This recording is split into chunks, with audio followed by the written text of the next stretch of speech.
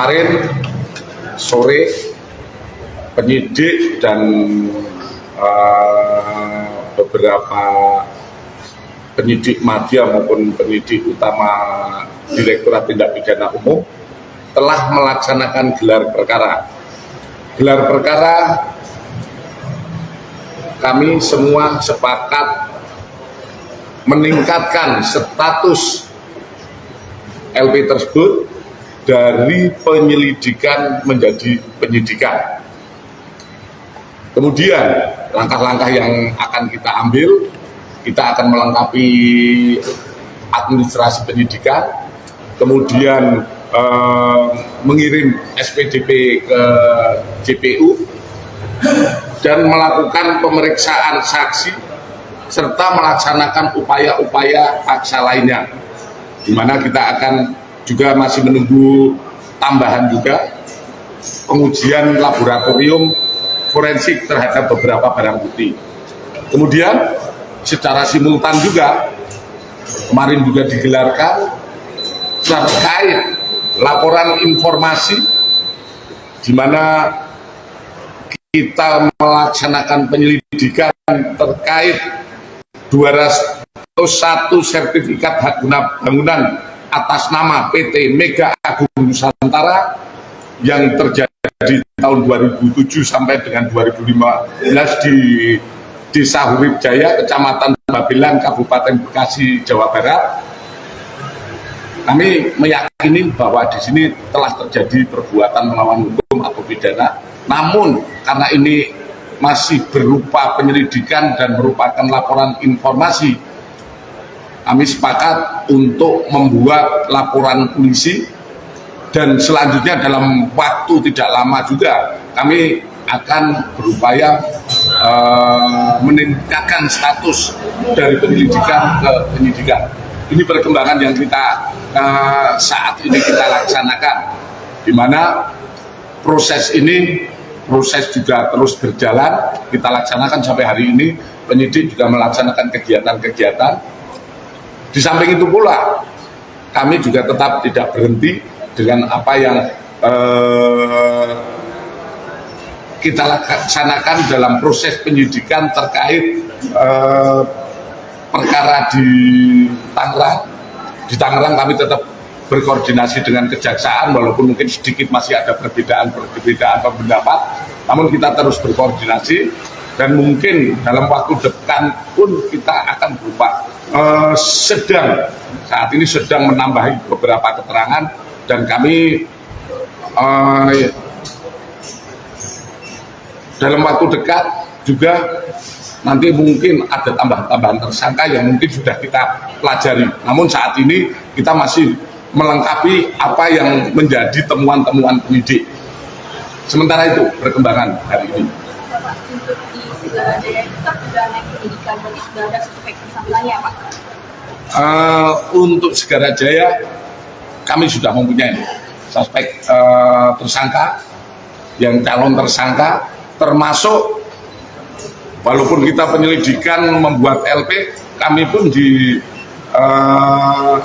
terkait yang 201 kami pun sudah mempunyai suspek, kira-kira pelakunya siapa. Namun kita tetap memegang asas praduga tak bersalah. Kita tetap akan membuktikan semuanya dengan alat bukti yang benar-benar profesional, secara saintifik tetap kita buktikan. Dan semoga apa yang dilaksanakan penyidik ini juga bisa segera menjawab semuanya. Dan memang kami sampaikan kepada rekan-rekan media dan seluruh masyarakat, pembuktian terkait perkara pemalsuan dan lain sebagainya itu tidak seperti membalik sebuah tangan. Ada proses-proses yang harus kita ikuti. Banyak koordinasi ataupun minta keterangan-keterangan, baik itu ahli ataupun hasil-hasil uji laboratorium yang nantinya kita bisa mengenakan kepada tersangka. Bapak, untuk suspeknya ini yang di Pagar Laut Bekasi itu unsur dari perangkat desa kah atau mungkin dari swasta sih, Pak? Karena kan Pagar Laut kan terbatas di desa ya sebenarnya, Pak. Nanti saya jawab ya. Kalau sudah kita tetap, kalau saya sampaikan nanti yaitu praduga tak bersalah kepada orang yang kita duga. Kita juga menjaga agar penyidikan bisa tetap profesional, dan juga kita nantinya dalam proses penyidikan yang akan kita lakukan tidak sulit. Kita berusaha kalau nanti kita kasih kisi-kisinya, si A, si B, si C, nanti alat bukti dan lain sebagainya yang sudah kita anukan akan bisa mempersulit proses penyidikan kita. Alat di Urip Jaya itu kan ada 201 bundel SHGB yang dipalsukan. Itu proses pemasuknya sudah terbit apa sebelum, Pak? Sebelum Pemalsuan dokumennya. Pemalsuan dokumennya sebelum terbit. Ini agak berbeda dengan yang di Segarajaya. Kalau yang di Segarajaya ini hampir mirip dengan di Kohot ya. Jadi sebelumnya sudah dipersiapkan. Di Urip Jaya itu lebih mirip dengan di Kohot. Sedangkan kalau Segarajaya kan merubah sertifikat yang sudah ada, dirubah subjek maupun objeknya serta luasan dipindah ke laut. Sementara objek yang ini akan dijanjikan di kemudian hari menjadi hak masyarakat. Jadi merubah sertifikat yang sudah ada. Pak, selain dugaan pemalsuan, apalagi temuan yang barangkali ditemukan oleh penyidik di lapangan? Sementara itu, kita juga masih step by step. Kita melaksanakan penyidikan step by step, dan juga kami juga maunya cepat semuanya segera terungkap. Namun karena kita perlu kehati-hatian, perlu secara profesional, semuanya akan kita tetap mengedepankan itu. Jadi mohon nanti pada saatnya pasti akan kami sampaikan secara detail apa yang menjadi temuan-temuan kita. Bapak, kemarin kan KKP sudah menyelesaikan investigasi mereka terkait pemasangan pagar laut ini. Itu disebutkan kalau yang bersalah di sini adalah Kades Kohot dan seseorang bernama T. T ini berarti apakah tersangka yang bakal Bapak tambahkan, Pak? Mungkin nanti di pengumuman selanjutnya itu. Coba tanyakan pada KKP.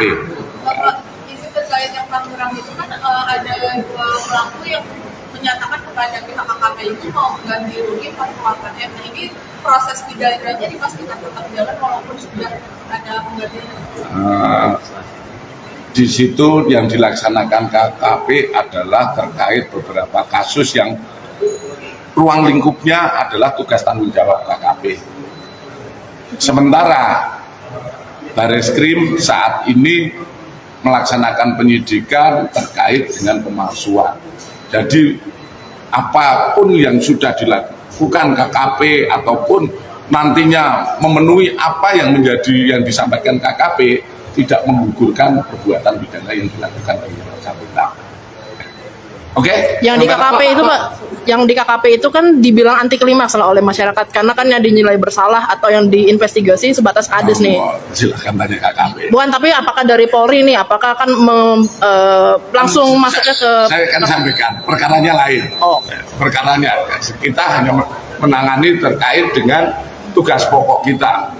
Kalau di KKP silakan. Tapi mungkin apakah dari pihak ATR BPN akan diperiksa juga atau seperti itu segala macam? Ada hubungannya. Bapak, waktu itu Pak Kades Segarajaya diperiksa hasil pemeriksaan seperti apa, Pak? Beliau kepada kami menyampaikan tidak mengetahui pemasangan pagar laut dan tidak mengetahui yang lainnya, Pak.